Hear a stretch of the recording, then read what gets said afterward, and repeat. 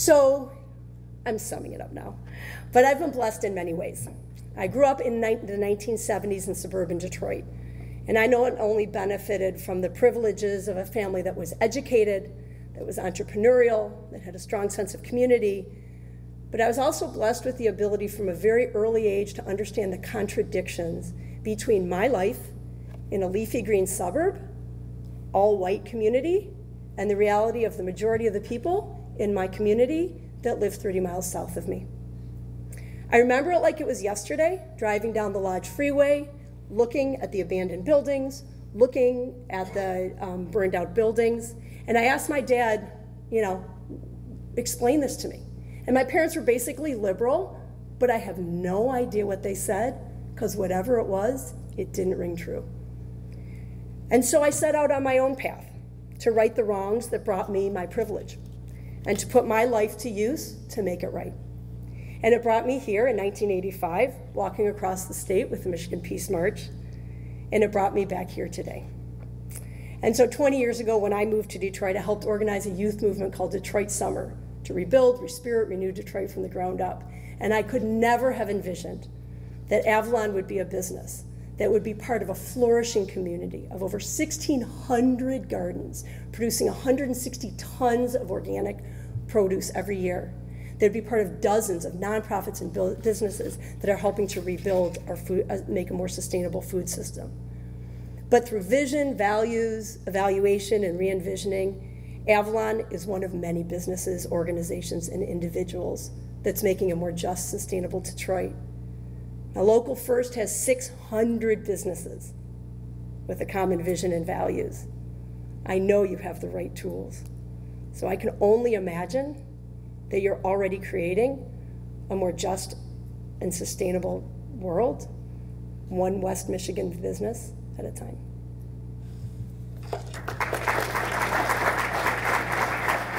Hi, Jackie. So could you say something about marketing to internally, that internal branding that you were talking about? So when those 1950s things of the women, like I forgot to have children, those kind of funny cartoons.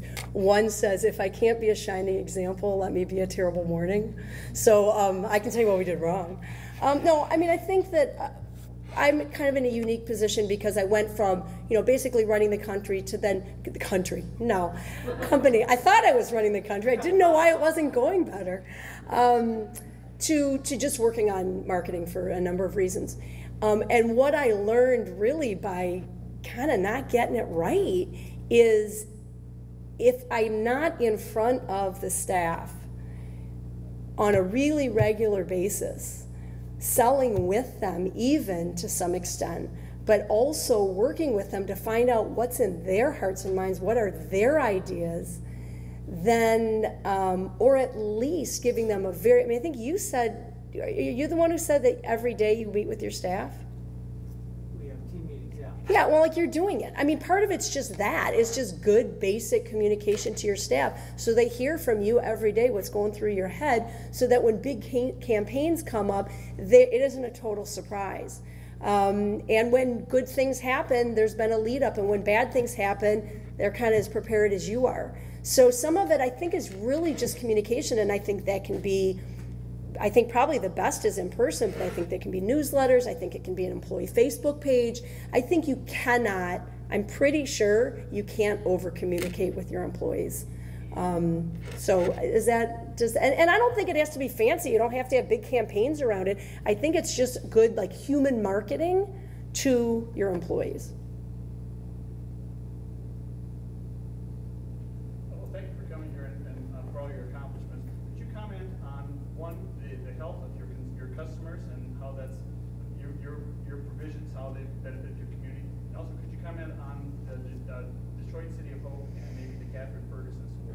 Sure. So the health of our customers. So when we started the business, we thought, I laugh, it's not funny, but we thought, well, we're only going to make things with 100% whole wheat flour because that's the healthiest option. And then we started actually baking, and we realized nobody wants to eat stuff with 100% whole wheat flour. I mean, it's great. Everyone says they want to. Nobody wants to.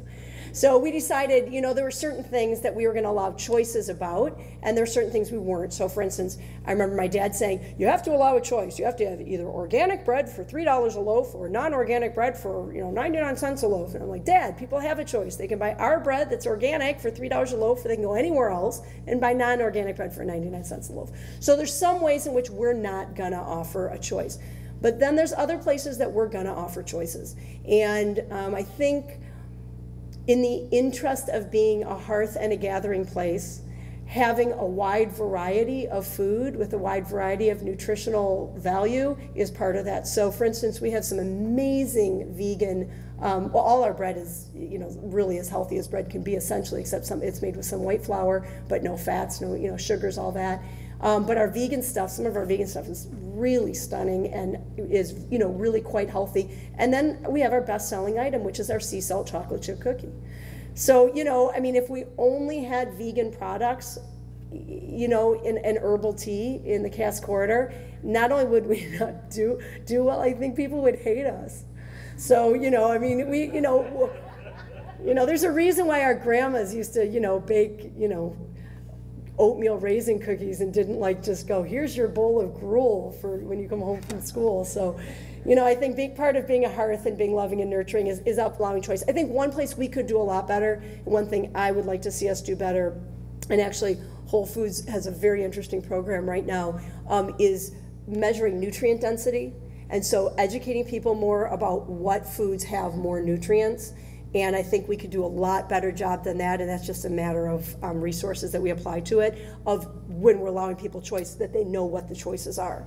I think in general, our customers have pretty good health because they're the ones who choose the organic products, so it's almost like a self, you know, fulfilling kind of thing. Sometimes I take sticky buns away from people. I've been known to do that. I'm like, you shouldn't eat that every day. That's a once-a-week product.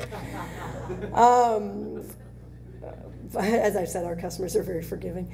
But Catherine Ferguson Academy, City of Hope, so the Boggs Center, James and Grace Boggs, these legendary activists, now Grace has become an international hero. She's 95 and is in Atlanta today speaking. She was just on a panel with Angela Davis in California 2 weeks ago. She's amazing. But the City of Hope is just one of the incarnations of the Boggs Center, which is looking at new ways of empowering community activists to rebuild their neighborhoods and to rebuild relationships. And I think City of Hope is one incarnation. We're having a 20th anniversary celebration of Detroit Summer this summer, where volunteers and youth are going to be coming from all over the country to work in Detroit. And so we're just always looking at new grassroots ways of connecting, really. Very small ways and ways that aren't so small. Catherine Ferguson Academy is a fabulous public school that was servicing pregnant teens and girls with teenagers with children, and the science teacher, who's a friend of mine, Paul Wirtz, created this very innovative science program, and essentially he made the school into a farm. And so it's this awesome, awesome resource in our community where girls learn about biology, botany, science, nutrition, everything through actually working in the garden and working with animals, and the community's gotten very involved with it as well. It almost closed down, and then it became a charter school, which, you know, is better than it not being there, but it's one of the examples of really, really great community building in our city. We have time for one more question. All right, thank you so much, Jackie. Thank you. Another round Thanks so much.